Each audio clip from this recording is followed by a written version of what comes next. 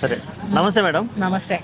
ఆ, సంవత్సరం కాంగ్రెస్ పరిపాలనలో రేవంత్ రెడ్డి గారి అధికారం ఎక్కినాక ఆయన పరిపాలన ఎలా అనిపిస్తుంది మేడం? ఏం చెప్పాలి, ఒకప్పుడు ఎంతో అభిమానించాను నేను అతన్ని. ఒకప్పుడు ఇతను సీఎం అయితే బాగుండు, ఒక్కొక్కళ్ళ తాట తీస్తాడు అనుకున్నాను. మొగుడొచ్చాడని వన్నెలో వణుకు పుడుతుందా అని హెచ్చరింపులు కూడా హెచ్చరించాను.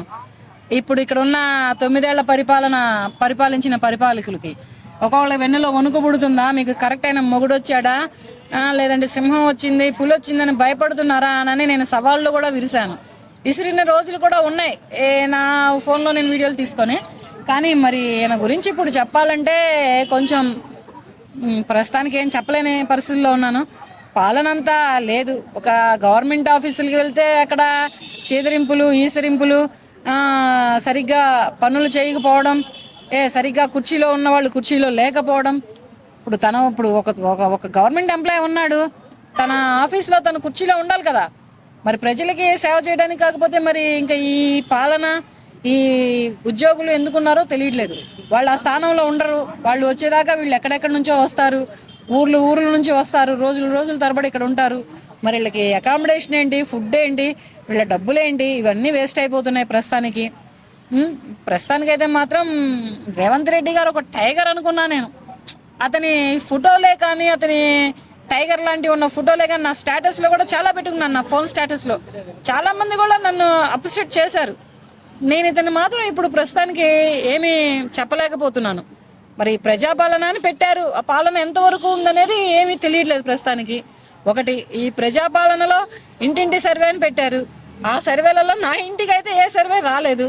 నేను కూడా అన్నీ పెట్టుకున్నాను. ప్రస్తుతానికి నేను కూడా నాకు కలిగినంతలో నేను కూడా అన్నీ పెట్టుకున్నాను. మరి ప్రజాపాలనలో ఎంతవరకు నిగ్గదేలుస్తారు, ఎంతవరకు చేస్తారనేది తెలియట్లేదు. ప్రమాణ స్వీకారం రోజే అట్టహాసంగా ఆ ప్రజాభవన్ దగ్గర ఉన్నటువంటి గేట్లు కూలగొట్టడం, దానికి ప్రజాభవన్ అని పేరు పెట్టడం, ప్రజల కోసం నేను మా ఎమ్మెల్యేలు అందుబాటులో ఉంటారని క్యూలు కట్టించారు. కానీ ఇప్పుడు అంతా అడావుడి ఎక్కడ కనబడట్లేదు మేడం. ప్రగతి భవన్ దగ్గర కంచె తొలగించారంటే కరెక్టే, అది ఒప్పుకుంటా నేను కూడా. కానీ ప్రజలకి అందుబాటులో ఏ ఎమ్మెల్యే లేడు, ఏ ఎంపీ లేడు, ఏ వార్డు కౌన్సిలర్ లేడు, కనీసం ఒక రోడ్లు ఊడ్చేవాళ్ళు కూడా లేరు ప్రజలకు అందుబాటులలో. ఇప్పుడు ఏంటంటే చెత్త వేయాలంటే ప్రజలు భయపడుతున్నారు. వీళ్ళు ఎక్కడ వేస్తే ఏం ఫైన్లు వేస్తారా ఏందని, ఈ ఫైన్లు గోలేందో అర్థం కావట్లేదు. మెయిన్ ప్రజలని ఈ ప్రభుత్వం వచ్చిన తర్వాత ఒక భయభ్రాంతులకి గురి చేశారనమాట. బండి ఇప్పుడు వెళ్తుండే హెల్మెట్ లేకపోతే చలానాలు, డ్రంక్ అండ్ డ్రైవ్లో పట్టుకున్నారు. అరే ఆడలేదు, మగ లేదు, ఒక బ్లడ్ డొనేటర్ లేడు, ఒక అర్జెంట్ వర్క్ లేదు, ఏం లేదు, గబా పట్టుకుంటున్నారు, బళ్ళు సీజ్ చేసేస్తున్నారు.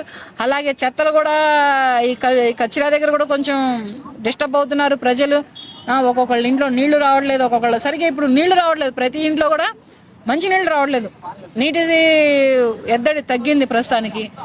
ఇలా ఈ చిన్న విషయాల దగ్గరే ప్రతి ఒక్కరు కూడా సఫర్ అవుతున్నారు. ఇటుపక్క వాళ్ళ జాబ్లే చూసుకోవాలా, ఇప్పుడు పూటకూలికి వెళ్తారు, వాళ్ళ ఇంట్లో నీళ్లు రావు, నీళ్ళ పట్టుకోవాలా, ఉద్యోగానికే పోవాలా, దేనికి పోతారు వాళ్ళు? ఇటు కొలువుకు పోకపోతే వీళ్ళకి పూట గడవదు, ఇంట్లో ఉండపోతే నీళ్ళు ఉండవు. ఇలా తయారైందనమాట వ్యవస్థ అనేది, ఇలా తయారైంది. మరి ఈ ప్రజాపాలన అని పెట్టి ఈ ప్రజలకి ఎవరో అయితే అందుబాటులో అయితే లేరు, ఇదైతే నేను చెబుతున్నాను. ఎమ్మెల్యేలే కాదు, ఎంపీలే కాదు, కనీసం వార్డు కౌన్సిలర్ కూడా అందుబాటులో లేడు. వీళ్ళు తిరగాలి. ప్రజాపాలన చేస్తున్నారు అంటే ఒక ఎమ్మెల్యే, ఒక ఎంపీ, లేకపోతే ఒక కలెక్టర్, ఒక పోలీస్ డిపార్ట్మెంట్, ఒక వార్డు కౌన్సిలర్, వీళ్ళ నలుగురు కలిసి గల్లీ ఇల్లు తిరిగి మీకేం కష్టం ఉందమ్మా, మీకేం అందుతున్నాయి, మీకేం అందట్లేదు, మా పాలన బాగుందా బాగాలేదా, మేము ఎలా చేస్తున్నాం, మీకేమైనా అవకాశం ఉంటే చెప్పండి, మీకేమైనా కావాలంటే అడగండి, మీ సేవ కొరకే మేము అన్న ప్రజానాయకుడు ఎవరు లేరు. ఎవరికి వాళ్ళు ఏసీ రూముల్లో తిరుగుతారు, ఎవరికి వాళ్ళు కారుల్లో తిరుగుతారు. కారులో తిరగడానిక మిమ్మల్ని ఎంచుకుంది ప్రజలు, కారుల్లో మీరు ఏసీ రూముల్లో ఉండడానిక మిమ్మల్ని ఎంచుకుంది ప్రజలు. ప్రజల్లోకి రండి, ప్రజలని అడగండి, కష్టం అడగండి, సుఖం అడగండి. వీళ్ళనో పెట్టి కాదు మీరు అడిగితే, డైరెక్ట్గా రండి ప్రజల్లోకి. ఎంపీ వస్తాడా, ఎమ్మెల్యే వస్తాడా, వార్డు కౌన్సిలర్ వస్తాడా, కలెక్టర్ వస్తాడా, లేకపోతే ఒక పోలీస్ డిపార్ట్మెంట్ నుంచి ఒక సిఐ వస్తాడా, ఒక ఎస్ఐ వస్తాడా, ఒక ఇన్స్పెక్టర్ వస్తాడా? రండి, వస్తే అక్కడ బయటపడతాయి మీకు నిజాలు. మీ పాలన ఎలా ఉంది, మీరు ప్రజలకు ఎంతవరకు సేవ చేస్తున్నారు, మీరు చేస్తున్న సేవ ప్రజలలో ఎంతవరకు వెళ్తుంది, ప్రజలు ఎంతవరకు తృప్తి పడుతున్నారు, మీరు చేస్తున్న సేవ ప్రజలకు ఎంతవరకు అందుతుంది అనేది బయటపడుతుంది. అంతేగాని మేము ఒక సర్వేకి ఒక ఎంప్లాయీస్ని పంపిస్తున్నామంటే ఎంప్లాయీస్ చేస్తున్నారు, వాళ్ళు ఎంతవరకు చేస్తారు అంతవరకే చేస్తారు. మిగతాది ఎవరు చేయాలి?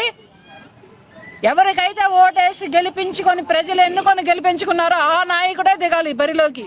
ఆ నాయకుడు రంగంలోకి దిగి ఆ నాయకుడు బరిలోకి దిగితేనే ఇక్కడ ప్రజల్లో నుంచి నిజానిజాలు నిగ్గుదేలతాయి, బయటకు వస్తాయి. ఏదైనా కానీ బయటకు వస్తుంది. రీసెంట్గా చూసుకుంటే మేడం, రాష్ట్ర గేయాన్ని మార్చడం, తెలంగాణ తల్లిని మార్చడం, ఇట్లాంటి మార్పులు అనేవి అనేకం చాలా చూస్తూ ఉన్నాయి. ఈ మార్పుల మీద మీ అభిప్రాయం ఏంటి? తెలంగాణ తల్లి అంటే బాగుంది ప్రస్తుతానికి.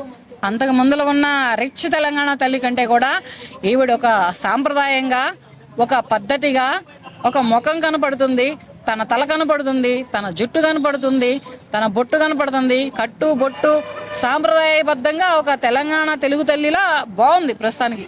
అది అంతవరకు. అంటే చాలా మంది ఈ మార్పులన్నీ కూడా డైవర్షన్ పాలిటిక్స్ చేయడానికి ఏమీ లేక జనాలు ఇలా మభ్య పెడుతున్నారు అంటున్నారు. దాని మీద మీ అభిప్రాయం ఏంటి? మబ్బి పెట్టొచ్చు, ఎందుకు లేవు? డైవర్షన్ పాలిటిక్స్ ఎందుకు చేస్తున్నారు? ఎవరు చేస్తున్నారు? డైవర్టిక్ పొల్యూషన్ ఎవ్వరు చేయట్లేదు. డైవర్టిక్ రాజకీయాలు ఎవ్వరు చేయట్లేదు. చేస్తున్నారు అనుకోవడం చాలా పొరపాటు. అది ఎవరికి చేతనైన రాజకీయం వాళ్ళు చేసుకుంటారు. ప్రజలకి ఎవ్వరు చేసే సేవ వాళ్ళు చేస్తారు. ఇప్పుడు ఒకప్పుడు బీఆర్ఎస్ ప్రభుత్వం చేసింది, ఏం చేసింది? ఏం చేయలేదు. మెయిన్ డబుల్ బెడ్రూమ్ ఇస్తానని గద్దె ఎక్కింది, ఎంతో మంది తల్లుల ఉసురు తీసింది, ఎంతో మంది బిడ్డలుగా ఆత్మాహుతి చేసుకునేలాగా చేసింది. కానీ ఇప్పుడు అదంతా సమసిపోయింది కదా. ఆ తల్లులు అలా జీవితాంతం ఏడుస్తూనే ఉంటారు. ఆ తల్లిదండ్రులకు మిగిలిన కడుపు కోత, కడుపు శోకం జీవితాంతం మిగులుతూనే ఉంటుంది. కానీ ఇప్పుడు ఈ ప్రభుత్వం అలా లేదు కదా. చూద్దాం, ఒక ఛాన్స్ ఇచ్చాం కదా, చూద్దాం. ఈసారి కనుక ఈ ప్రభుత్వంలో కనుక ఇక అవకాశం లేదనుకో, మరి ఇప్పుడు ఎవరు వస్తారు ఏంటనేది నెక్స్ట్ చూద్దాం. ఆల్రెడీ మరి పథకాలన్నీ అనౌన్స్ చేసి ఆ పథకాలను చూసే ప్రజలందరూ ఓటేశారు. అవేమి కూడా ఇంప్లిమెంట్ అవ్వట్లేదు అనేది కూడా ఒక వాదన ఉంది. దాని మీద మీ అభిప్రాయం? అది నిజమే, ఆ మాట అయితే నిజమే. పథకాలు అయితే మాత్రం ఏమీ ఇంప్లిమెంట్ అవ్వట్లేదు. ఇప్పుడు మన గాజుల రామారం అనే ఒక పేట ఉంది మన కుకుట్పల్లి అవతల. అక్కడైతే 20 ఏళ్ల క్రితం 15 ఏళ్ల క్రితం కట్టిన ఇంద్రమ్మ గృహాలు ఉన్నాయి. అవైతే శిథిలావస్థకు వచ్చినాయి. మరి అవి ఎవరికి ఇవ్వలేదు ఎందుకని? ఏ పేదవాడికి ఇవ్వలేదు ఎందుకని?